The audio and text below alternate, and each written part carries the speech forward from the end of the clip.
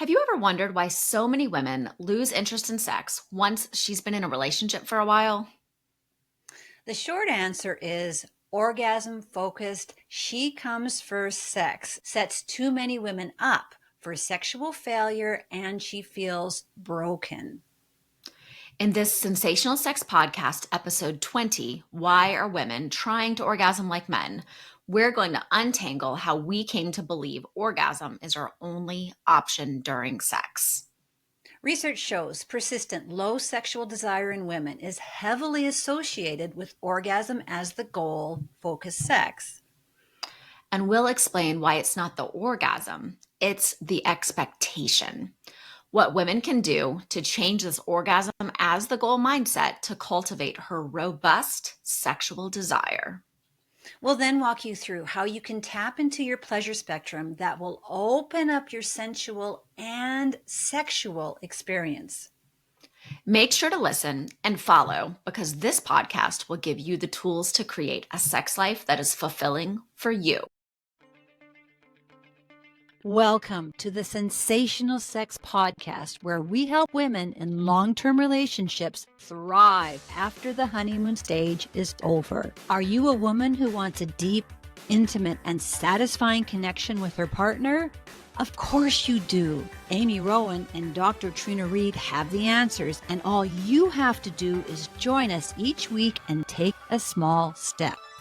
Soon enough, you'll be that woman who effortlessly has a satisfying sex life. Follow us on social media at Sensational Sex Podcast. Share this episode. Return next week. Leave a review. And thank you so much for subscribing. Now, let's start the show.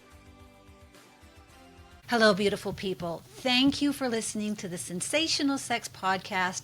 We're so happy for you to join us. Even though your sex life will never be perfect, you can create a sex life that's perfect for you. And we're here to help you with that. Amy, did you know that research shows persistent, low sexual desire in women is heavily associated with orgasm as the goal-focused sex? We're going to untangle how we came to believe orgasm is our only option during sex. And what you can do to change this orgasm as the goal mindset and create sex that cultivates your robust sexual desire. Finally, we'll walk you through how you can tap into your pleasure spectrum and open you to your sensual and sexual experience in the second half of our podcast. So when it comes to sex, there's a big difference between what you think you want and what you actually need. You've been socialized to believe what you want is an orgasm, but depending on your body's response, you might need something very different. Meaning, women are trying to orgasm like a man, and then we're confused why this way of orgasming isn't working for us.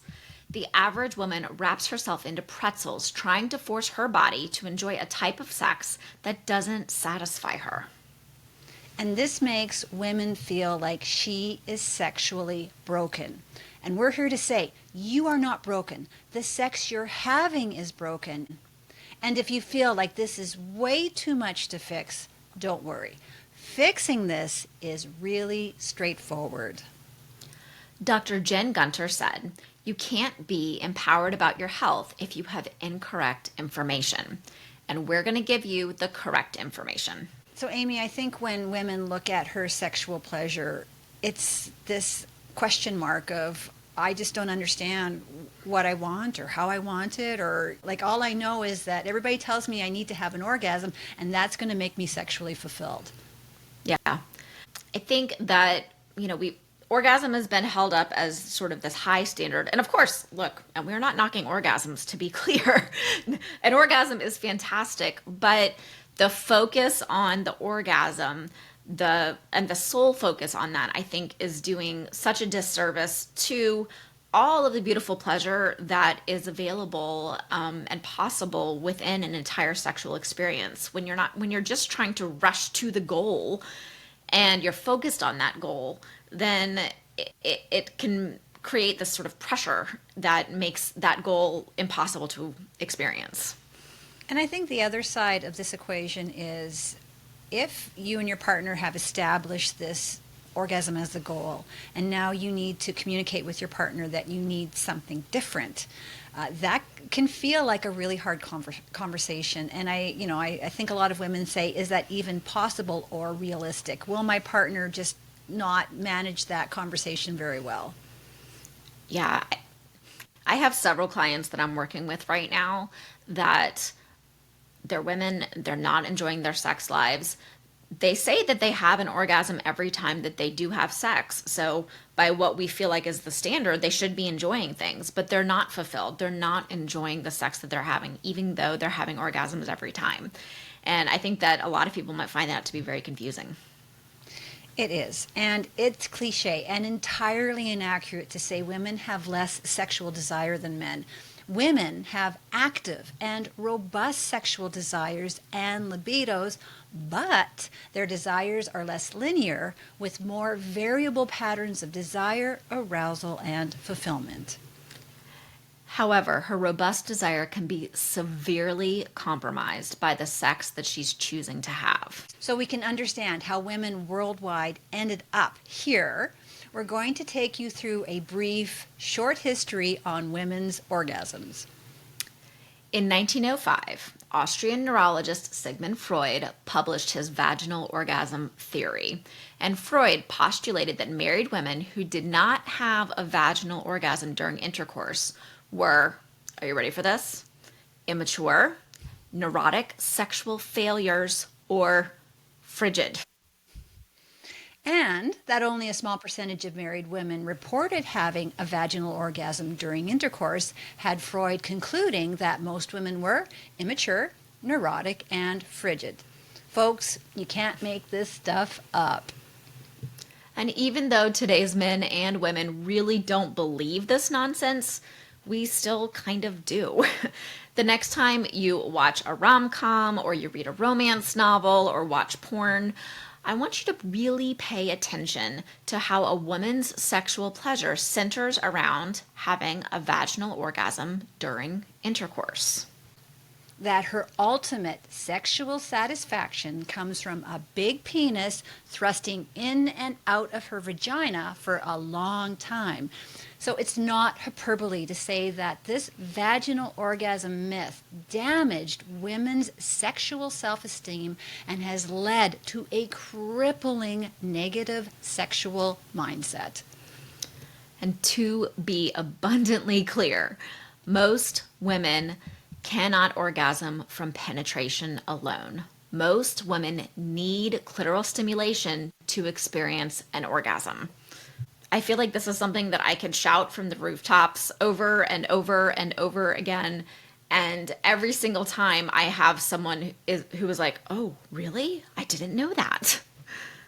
Yeah, I have been saying this for over 25 years, and I'm just in my little corner beating the drum, and trying to get the message out. And I know there's hundreds of other sexologists getting the exact same message out, and I just don't understand why we're still here.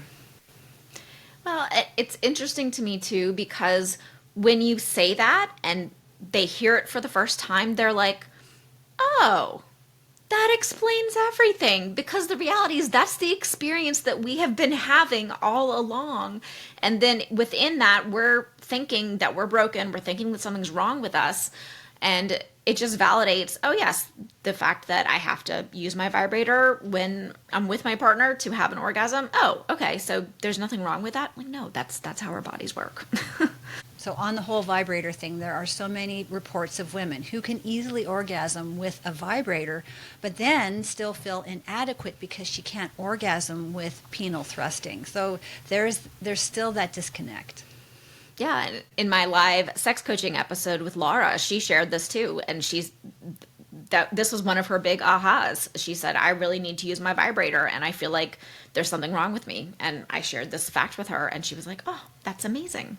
So that's episode 13, in case you were wondering which one to go and listen to, because it's so awesome, the sex coaching session with Laura and Amy. So in 1966, the sex research team Masters and Johnson determined the vagina is an organ of sexual pleasure for men. Their research showed that the vaginal canal contains only a few sensitive nerve receptors, and they declared the clitoris to be a woman's main pleasure organ. At the time, Master and Johnson's clitoral orgasm research was cutting edge and extremely progressive. And from a feminist point of view, having women experience a clitoral orgasm and therefore as much sexual satisfaction as men was a logical no-brainer. The world embraced the idea that women could orgasm with every sexual encounter, which was a significant leap for women's sexuality. Then everyone jumped on board with the she-comes-first bandwagon, with couples worldwide attempting mutual orgasm. Partners found their excitement increased having her come first, making it a win-win, and everything was great until it wasn't, and things got awkward. You see, even though women were expected to orgasm first, her sexual needs were still coming a distant second. Why? Because typically with the she comes first orgasm model, there is a polite prelude of foreplay to set her desire into motion and get her in the mood. Hopefully, during foreplay, she can orgasm. But if not, oh well, it's time to move on to the main event, which is his orgasm. And that is, no matter what happens, the most important thing in every sexual encounter is for him to orgasm. Over time, somewhere in their long-term relationship, something shifted for many women. Her orgasm became mechanical. A woman's body can orgasm without her feeling sexual desire or arousal. It's an automatic response to stimulation, like a sneeze, but with no emotional attachment. So she needed something more, but wasn't sure what that something was and did not know how to communicate the change to her partner. And when her partner doesn't notice her dissatisfaction, she started to become resentful that her sexual experience was about making sure that he was sexually satisfied. And this resentment soon turns into apathy, and there's no greater libido killer than being apathetic about sex. So this is where many women find their sex life. Wedged in an orgasm as the focus, she comes first, apathetic sex rut. So something I don't get to discuss enough is how orgasm becomes mechanical for so many women, and I think that's the missing piece. Women need the spiritual connection, the emotional connection to her partner, so she's able to have a physical orgasm. Her body can do it, but she's not feeling any attachment to what just happened or her partner. And I think that for women, that gap needs to be filled with sensuality. Yeah. And I feel like a woman can feel almost betrayed by her body. Her body is responding in this held up as the goal way, but she's still not feeling mentally, emotionally fulfilled, connected. And I think that can be very frustrating for her and very confusing too. Yeah, and I feel like nobody's telling women it's okay if you're not happy just like sneezing and having an orgasm and you don't feel like if you're dissatisfied, so these women are told, of course you're going to be satisfied if you have the orgasm. And they're going, well, I'm not satisfied. And what's wrong with me? I'm broken. You're not broken. You're absolutely normal. I think we need something more than just having an orgasm. So let's just go ahead and address this elephant in the room. The confusing matter that women do love to orgasm and want to orgasm during sex. So it's not the orgasm, it's the expectations. And it boils down to most women not wanting and eventually resenting the pressure to perform an orgasm first on command with every sexual encounter. So most women experience a delayed sexual response and are unable to orgasm during the she comes first time frame. So women have this one shot to fit in her pleasure during the foreplay, and yet her ability to get in the mood and orgasm can generally be pretty inconsistent. What's the saying, Amy? The road to hell is paved with the best of intentions. Sadly, as billions of women will attest, the she-comes-first model backfired in a big way. It was a worldwide orgasm experience gone wrong. The expectation and pressure to orgasm with every sexual encounter can actually decrease a woman's ability to have an orgasm. Often, the result of the she-comes-first experience is, ironically, that she does not orgasm. And if she does orgasm, it's probably mechanical, a bodily response that has no arousal or desire attached to it.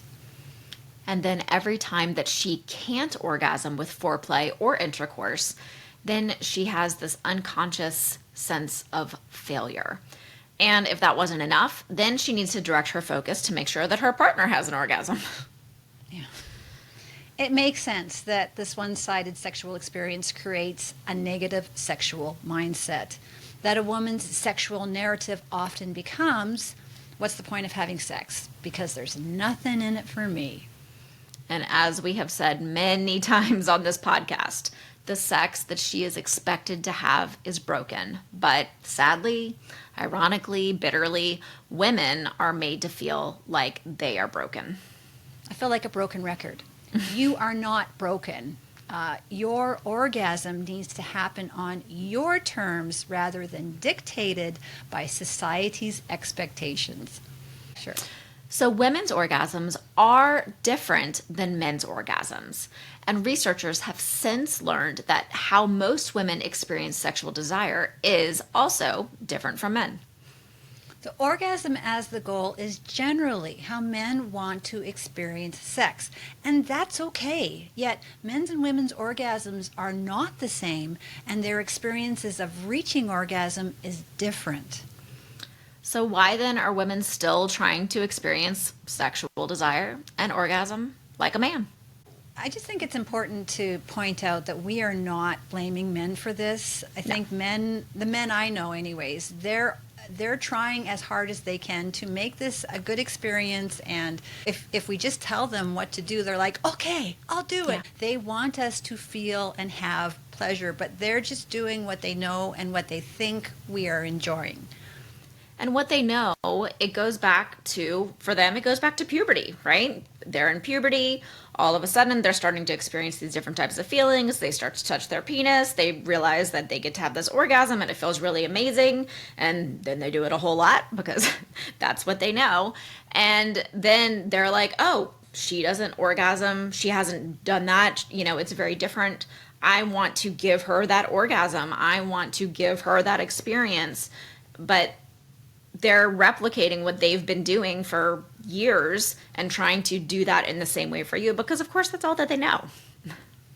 So the flip side of this is that societal pressure of you've got to have all the different kinds of orgasms. You know, every time I see, you know, how to have 99 different types of orgasms, I just want to shake my computer and toss it in the garbage because it just makes me so angry. You know, there's the G-spot orgasm, there's the A-spot orgasm, there's the prostate orgasm. I mean, this can go on and on and on. And people are like, well, I can't have a G-spot orgasm. I don't know how to have what is an A-spot orgasm? Like, what is wrong with me? And so I feel like if people didn't feel this pressure that they have to have all these different kinds of orgasms, maybe we could take the focus off of having an orgasm. We've said this many times on this podcast, but when we remove the focus on the orgasm and put the focus on pleasure. So if you are exploring the G-spot area and not trying to give an orgasm, but just working on giving as much pleasure in that area, then and relaxing into the pleasure, then that is what hopefully, well, no, I don't want to say it, then that is what may actually make that orgasm show up. And the irony is, and every person who's had a G-spot orgasm will say to you, if you go looking for the G-spot, you will not find it. It just happens by accident. And so, you know, like if you go looking in there and you're like doing and you're like this and you're doing all these things, it's not going to happen. But if you are just relaxed into your pleasure and you are like completely into your body, that's when it's going to happen. Yeah, that's exactly how it happened for me. One day I was like, what in the world was that? And it was not like we were trying for it or looking for it. It just appeared, and then I was like, oh, okay. I do like that. Let's see if we can make that happen again. Repeat, Yes. repeat. So a woman needs to respect her path to desire, arousal, and orgasm.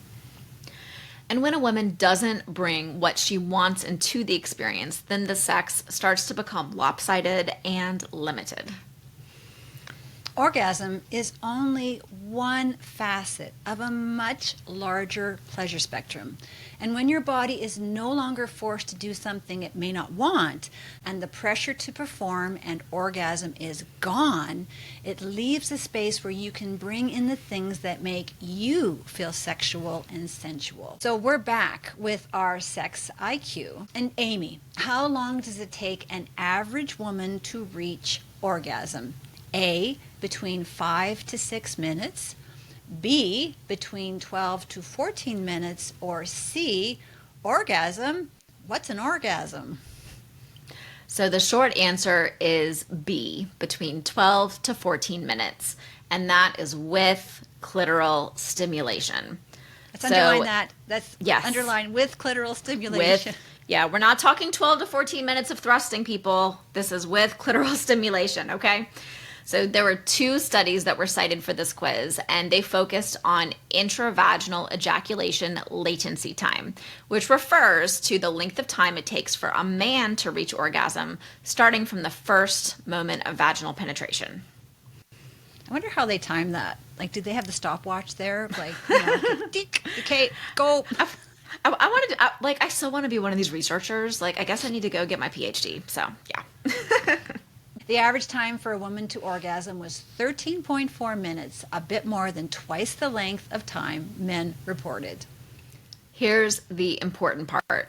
69% of women in this study reported that intercourse alone was not sufficient to lead to orgasm, meaning most women needed other activities or forms of stimulation in order to climax. Most women also reported when it came to intercourse, they orgasmed faster and had longer lasting orgasms when they were on top of their partner, because this position offers more consistent clitoral stimulation. You see me going back and forth. It's like, we're both doing a little rocking here. Yay for me. Yeah. And this is absolutely something that I hear from my clients where they're like, I have a hard time experiencing orgasm except when I'm on top. And I always take that opportunity to point out, I say the reason that position is working so well for you is because you're getting that rubbing, you're getting that clitoral stimulation, and you have more control over the angle and things like that. So you're able to do a little more rocking and, really just figuring out how to move your hips exactly where it feels really good. This is the part of the podcast where we put on our sexologist hats and give you concrete and practical tools to help your sexual situation. In order for women to reignite her robust sexual desire, she needs to open up her sexual experience to something more than just having an orgasm. But how can she do this? Sensate Focus has been used effectively with couples and individuals to increase their sexual satisfaction. Sensate Focus shows you how to focus on your sensations, meaning you are in control of how you want to be touched. Sensate Focus helps you mindfully notice and experience the sensations and emotions of touch. Slowing down and practicing mindfulness in this way will help you understand what you want from your sexual experience. So Sensate Focus uses non-demanding touch, meaning you touch with no particular outcome or expectation. So you are not trying to arouse or pleasure yourself. Instead, you are touching your body with curiosity and exploration. You learn how to allow yourself to experience and enjoy touch while paying attention to things like temperature. So does it feel warm or does it feel cool? Pressure. Does it feel hard or does it feel soft? And texture. Does it feel smooth or rough? So here's the setup. Give yourself 30 minutes of uninterrupted time and make sure you have a comfortable environment with temperature, with no distractions such as electronics, your pets, or stimulating sounds or music. Avoid alcohol or recreational drug use, as this can impact your ability to experience sensations. And you also want to abstain from penetration or trying to have an orgasm. To start your self-exploration, avoid stimulating your areas such as your vulva or your breasts. Touch, using hands and fingers only, should focus on experimenting with sensations like temperature, pressure, and texture. Close your eyes and focus on a singular sensation as you touch each of the body parts listed below. And I think that's the key here, that as you're touching your finger, you're feeling this particular finger. As you're touching your nose, you're feeling your nose. Does this make sense? Like, instead of trying to feel your entire body, you're just isolating each of these areas, and you're getting the sense of what this feels like. Take a few minutes with each body part. And if you have negative thoughts, just take a deep breath, let that emotion run its course, and then focus again on the sensations. So if your feet are on the floor, wiggle your toes and focus on what that feels like. Your ankles and then the lower part of your legs. Your knees and the top part of your legs or thighs. Your vaginal area, and this includes your labia and your clitoris. Contract or tighten your vaginal muscles, and as you do so, remind yourself that these are important body parts for sexual pleasure and activity. Your hands and what they are touching. What temperature or texture are your fingers sensing? Describe these sensations to yourself. Your shoulders, and then your neck and your head. Focus on your breathing. Take a deep breath and focus on what it feels like.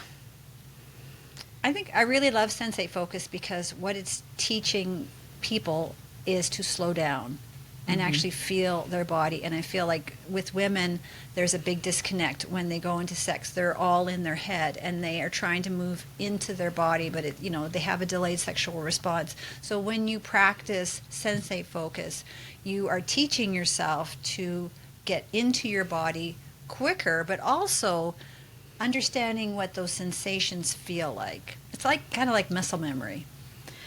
This is an activity that I have a lot of my clients do. And it's very important because, yes, one of the biggest things that we hear is I'm stuck in my head, I'm stuck in my head. And I think the other really important part of this is when you get the distracting thoughts that will absolutely come into your head, you need to acknowledge them without judgment and just push them away and come back into the sensation. So it's like, oh gosh, like, why is this weird? Da, da, da, da. And then it's like, no, come back. Okay, what is the pressure?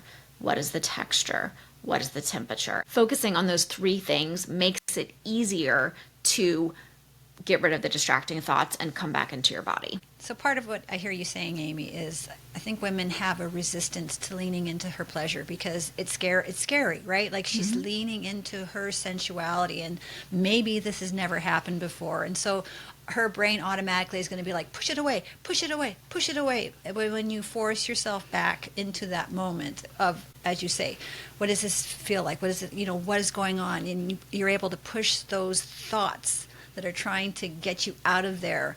You're training yourself to lean into your pleasure. It's such a valuable exercise. And then the next step, the one that we've described, is solo sensate focus. And then there's another level of this where you do this with your partner. Yeah, so if you're ready to take this to the next level of sensual touch, continue to explore the pleasurable areas, including exploring your vulva and your breasts. Focus on your increased pleasure with how you like to be touched and your response to stimulation. Adding lotion and lubricant can start to increase the friction and the sensation, and this will start to make the experience even more pleasurable. And it's also going to help those who have very sensitive skin feel more comfortable. So make sure to track what you've learned. Make a mental note, or better yet, journal what you've just learned about your body.